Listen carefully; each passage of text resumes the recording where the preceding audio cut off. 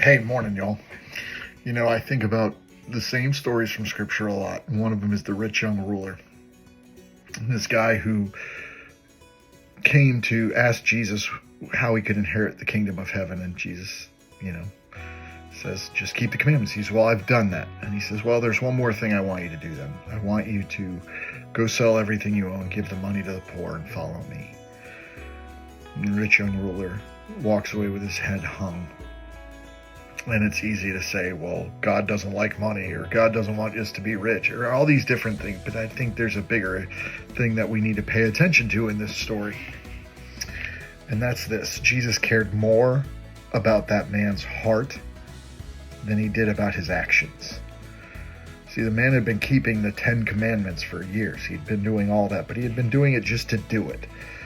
Jesus wanted to see the man's heart change. He wanted to see an actual rebirth of his heart. And I love that about Jesus. It's one of the things I hope to model about Jesus is seeing people change their hearts. I love to watch the light bulb go off where people go, oh, I had a change of heart.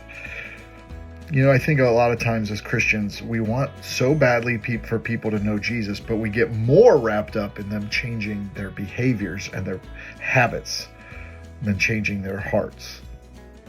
And I think we have to be more concerned with seeing people's hearts change and then letting God convict them to change in other areas.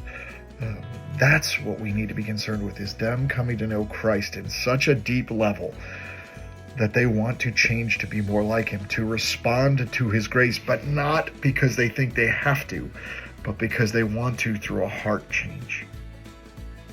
You're going to go into a lot of homes today, and you're going to give thanks with a lot of family members who disagree with you on things that sometimes you fight with, that don't know Jesus.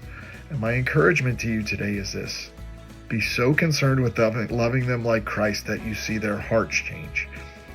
And then we'll see from there what God does with that, how God grows that seed to see behavioral changes, to see habit changes, to see life changes. But worried about being so loving today. Be so concerned with loving people today that you see heart change and see what God does with that heart change. Come offer Christ in such a loving way by the way you love people today, by the way you serve people today, and just see what God does with that. That's my encouragement to you today as you deal with your family and your friends and everybody who you may disagree with on holidays. That's just how we love people better. Go serve them, go love them, go care for them. Let God change their hearts through that. And then we'll see if he changes their behaviors. See, again, the rich young ruler didn't want to change his behaviors because he hadn't changed his heart. His heart was too tied to something other than Christ. So let's see God change hearts. And then we'll watch people change habits and behaviors. Have a great day. Happy Thanksgiving. I love that.